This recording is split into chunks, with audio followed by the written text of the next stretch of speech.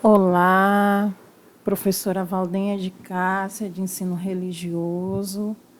Desejo um bom retorno para todos, apesar de não ser da maneira como nós estamos acostumados, né, presencial, mas que haja aprendizado. Desejo também que todos possam estar bem. Desejo boas vibrações, energias positivas, bênçãos sem medidas na vida de todos. Então, vamos prosseguir. Ensino religioso, revisão, professora Valdenha de Cássia. Resolvi fazer esse vídeo com os slides, fazer essa revisão, para facilitar, né, a compreensão de vocês sobre o tema, os temas que nós trabalhamos nos blocos anteriores, para reforçar o aprendizado diante daquilo que já foi trabalhado nos blocos anteriores. Pois bem, temas abordados: liderança, o chamado para formar uma nação, as diversas visões de lideranças, diversas perspectivas, desde a antiguidade até os dias atuais, a criação humana a partir da intervenção divina, ou criacionismo, relação entre ética e livre-arbítrio, e o quarto tópico, direitos humanos como princípio religioso e social. Vamos adiante. Liderança, trabalho e responsabilidade. Nesse tópico, nesse slide, está aí destacado algumas características que o líder deve possuir para executar uma boa liderança. E também quais as responsabilidades e atribuições de um líder. Então, o líder é aquele que direciona, aquele que mostra o caminho aos seus liderados. Ele deixa bem claro, né? Estabelece a missão, um objetivo, uma finalidade a ser cumprida. O líder também é aquele responsável pela tomada de decisões, principalmente nos momentos de dificuldades e conflitos. A liderança também requer a responsabilidade de dividir as funções entre seus liderados. E a liderança, acima de tudo, envolve uma grande responsabilidade. E o líder, acima de tudo, ele deve ser visto como uma referência. Então, esses conceitos de liderança, eles são conceitos básicos, características básicas que o líder deve possuir para que execute, né, uma boa liderança. Bom, líderes em destaque na história, ao longo da história. Aqui eu citei alguns líderes, mas se vocês quiserem, podem pesquisar outros. É sempre importante a gente realizar pesquisas e se aprofundar. Pois bem, o primeiro líder aqui que eu destaquei foi Moisés, que libertou o povo israelita da escravidão egípcia. E uma grande característica de Moisés enquanto líder é que ele também era liderado, no caso, por Deus. E ele seguia à risca tudo aquilo que Deus determinava. E foi aí que surgiu, no livro de Gênesis, a gente pode ter acesso a isso, né? Os 10 mandamentos, certo? Os 10 mandamentos é como se fosse ali uma norma, a lei de Deus estabelecida por intermédio de Moisés aos homens. Então, ele liderou ali o povo israelita, enfrentando, de acordo com os relatos bíblicos e a história, diversas dificuldades até conseguir o seu objetivo final. Mahatma Gandhi. Gandhi iniciou uma campanha pela paz entre hindus e muçulmanos que viviam em conflito. Lutou também pela liberdade política da Índia, que era uma colônia britânica. Então, Mahatma Gandhi ele foi um líder indiano e uma das suas principais características que ele servia como referência foi exatamente essa busca, essa campanha e a luta pela paz. Ainda hoje ele é tido como uma referência nesse sentido. Martin Luther King defendia que todos deveriam ter os mesmos direitos civis, independente da sua raça ou condição social. Ele foi um dos expoentes na luta pela igualdade social e racial, principalmente a segregação que existia, na época em que ele viveu.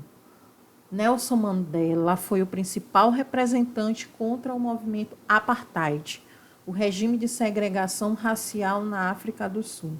Que segregação? Segregação é uma espécie de separação, principalmente pela questão racial. E isso determinava, principalmente, o acesso a direitos políticos, sociais, entre todos os aspectos. E foi um guerreiro na luta pela liberdade e defesa das causas humanitárias. Jesus Cristo, o caráter singular da pessoa, como Deus e homem, proporcionou uma perfeição às suas ações, palavras e escolhas que nunca poderão ser plenamente imitadas por nenhum homem ou líder. Jesus Cristo, que serviu ali de direcionamento para a formação da religião cristã, ele foi um dos maiores líderes da história da humanidade, porque ele soube liderar, escolher ali os seus 12 discípulos. Ele, com sabedoria, soube conduzir cada um desses discípulos para que o seu evangelho fosse passado de geração a geração. E o fato de hoje, principalmente no Ocidente, o cristianismo ser uma das principais referências e religiões, demonstra toda a liderança que Cristo exerceu, que Jesus exerceu, não só diante dos seus discípulos, mas dos que vieram posteriormente. Então, aqui alguns líderes em destaque na história da humanidade, cada um com uma característica, como uma forma específica de liderar, mas todos com aquilo que é fundamental, com uma missão estabelecida desde o princípio, com um objetivo, Cada um com um objetivo específico, seja a busca pela libertação, pela paz, pela transmissão de ideias ou conhecimentos e crenças, a igualdade, a busca pela paz e a igualdade racial, acesso a direitos, certo? Então, um líder ele faz exatamente isso. Ele conduz os seus liderados ou até discípulos, no caso de Jesus Cristo, para que as suas ideias, principalmente ideias que têm ali uma boa finalidade, sejam passadas, transmitidas a outros, certo? Bom, criacionismo. Falando sobre Jesus Cristo, nós vamos mais retornar a Gênesis, ao livro de Gênesis, e algumas teorias também que defendem o criacionismo, que o homem ele foi ou ele é fruto da criação divina, não só o homem, mas tudo que existe no mundo, no universo. Mas uma questão em destaque do criacionismo é que Deus criou o homem de uma forma que ele tivesse ali dons, determinadas habilidades, características que o fazem diferente dos demais seres. Deus dotou o homem de criatividade, a capacidade de criar, de descobrir, de evoluir. Por exemplo, aí a tecnologia que hoje temos acesso é fruto dessa criatividade. A cultura que envolve ali o cultivo, o nascimento de diversas crenças e tradições. A racionalidade, a capacidade de pensar, de analisar, de refletir, né? A nossa capacidade cognitiva de pensar, de questionar, é uma das características do homem dadas por Deus. E o livre-arbítrio é uma dessas características também, que é a liberdade de escolha. Diferente, por exemplo, dos animais, nós temos aí essa possibilidade de escolher diante até das decisões e ações que iremos tomar. Bom, aqui eu fiz um breve resumo nesse texto de todos os tópicos que nós trabalhamos ao longo dos blocos anteriores, certo? Liberdade, ética e direitos humanos. Deus criou o homem à sua imagem, portanto, de acordo com a Bíblia, o criacionismo, o homem é fruto da criação divina. O ser humano faz parte da criação, mas se distingue dela pela criatividade, cultura, racionalidade, livre-arbítrio, liberdade de escolha. Ou seja, fomos criados por Deus à sua imagem e semelhança, mas também nos foi dada a capacidade de criar e transformar. Sob o ponto de vista religioso e social, nossas escolhas e condutas devem estar de acordo com os mandamentos divinos e as regras sociais. Então, a referência que nós temos, principalmente na religião cristã, para conduzir as nossas ações, são os mandamentos divinos. E também, já que estamos inseridos em uma sociedade, as regras sociais, que são as leis, a nossa Constituição e várias outras legislações que a gente deve cumprir. Devemos, portanto, nos tornar sujeitos dotados de ética e responsabilidade, uma vez que nossas ações devem vir acompanhadas de perguntas fundamentais, que são: quero? Se quero, eu devo? Se devo, eu posso? Definindo basicamente nossa convivência com os outros. Significa dizer que, diante ou antes da tomada de qualquer decisão ou colocar em prática qualquer ação, é fundamental que se faça uma reflexão se isso está de acordo com as normas ou preceitos religiosos e sociais e a maneira como isso vai impactar na vida dos outros. A liberdade e a responsabilidade estão fortemente ligadas. Não é porque eu sou livre que eu devo fazer tudo de qualquer forma. A responsabilidade implica constantemente escolha e decisão racional. Ou seja, embora eu seja um sujeito livre, a minha decisão ela deve sempre ser racional, deve sempre ser pensada. Na medida em que todos os seres humanos nascem livres e iguais em dignidade e direitos, dotados que são de livre-arbítrio, razão e consciência, devem cuidar bem da vida em todas as suas formas, a nossa vida, dos semelhantes e todos os seres da natureza. Então, é um imperativo. Há uma necessidade de que, apesar de sermos dotados de livre-arbítrio, nós temos razão, temos consciência. E se nós formos agir de acordo com a nossa razão, consciência, de acordo com as normas que nos regem, devemos, acima de tudo, cuidar bem tanto da nossa vida como da vida dos outros, semelhantes e do meio em que vivemos. Em resumo, religião e princípios éticos estão diretamente relacionados, posto que a religião é um fato social que tem por finalidade conectar o indivíduo ao sobrenatural e realizar neste a sua purificação. Então, o objetivo da religião, o próprio nome diz, religar o homem ao sobrenatural, é realizar neste uma espécie de purificação, fazer com que esse sujeito, independente de qual religião for, se torne cada vez melhor e pratique boas ações. E a ética nos direciona a fazer o uso do nosso livre-arbítrio e liberdade de escolha de uma maneira responsável, nos tornando de fato a imagem e semelhança do Criador.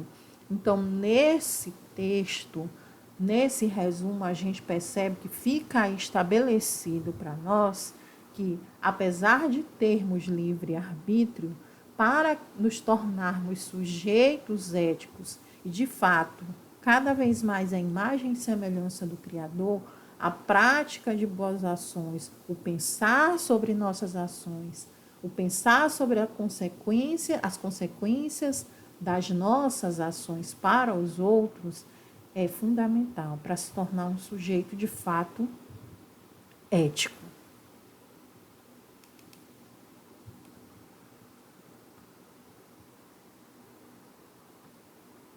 Bom, liberdade e responsabilidade. É como eu falei para vocês, né? Nesse resumo, liberdade, ética, moral, responsabilidade, livre-arbítrio, todos esses conceitos, eles estão relacionados. E liberdade e responsabilidade é exatamente esse pensar a respeito da nossa prática, da nossa conduta, constantemente avaliando o peso e a responsabilidade dessas ações. Porque para a religião, sobretudo o cristianismo, é fundamental esse pensar sobre as nossas ações e também agir de acordo com a vontade de Deus. E a responsabilidade no âmbito social, ela também se faz fundamental, porque qualquer decisão mal tomada, qualquer ação má, ela pode ter uma consequência grave, ruim, para a nossa vida e a vida do próximo, certo? Liberdade moral. Essa liberdade moral seria uma espécie de liberdade que todos nós temos de escolha, o livre-arbítrio, mas escolhendo sempre agir de acordo com o bem, e principalmente o bem comum, certo? Eu não vou poluir o meio ambiente. Jogar um papel no chão, por exemplo, não é porque alguém está me observando e vai me criticar, mas porque eu tenho a consciência de que aquele papel vai poluir o meio ambiente, a natureza, e isso vai ter impactos futuros na minha vida e na vida de outras pessoas e da própria natureza, certo? Mandamentos divinos, os 10 mandamentos, né? Que nós vamos trabalhar aí nas questões, certo? Especificar melhor quais são. Vem aí para vocês no texto de apoio. Esses mandamentos divinos, eles são uma espécie de referência para todo cristão. Esses mandamentos, eles servem aí de direcionamento para as nossas ações e prática diária. Eles devem ser exercitados e praticados diariamente. As regras sociais, elas são as leis, a Constituição que nós temos acesso e que nos torna cidadãos a partir do exercício de direitos e deveres. Então, essas regras sociais, elas são as leis sociais que servem de base para a nossa conduta em sociedade. Por último, aqui o conceito de cidadania. A partir do momento que eu tenho consciência coletiva, ou seja, eu tenho consciência de que eu vivo em sociedade e que as minhas ações e decisões elas devem ser tomadas levando isso em consideração, trazendo para a questão religiosa. É o amar ao próximo como a si mesmo, do Evangelho de Cristo. O Evangelho que os seus discípulos, João, Pedro, Paulo, enfim, todos eles transmitiram e que ainda hoje temos acesso, que vai passando de geração a geração. O amar ao próximo como a ti mesmo. Qual o significado real disso? Trazendo para a questão social é ser um cidadão e ter consciência coletiva. E trazendo para o aspecto religioso, o amar ao próximo como a si mesmo é praticamente você conduzir as suas ações da maneira como você gostaria que fizessem com você ou para você. Então, esse tópico liberdade e responsabilidade, só para resumir, ele deixa bem claro que nós temos aí normas religiosas, sociais, que direcionam as nossas ações, sempre com vistas voltadas ao bem comum, ou seja, não apenas a minhas necessidades particulares, mas pensando no bem do outro, no bem coletivo, no bem do próximo. Que todos, então, tenhamos essa consciência de sempre agir com vistas voltadas ao bem do próximo, ao bem do outro, pensando como a nossa conduta vai impactar ou de maneira positiva ou de maneira negativa a vida de outras pessoas. E essa reflexão, nesse momento em que a gente está vivendo, ela se faz fundamental.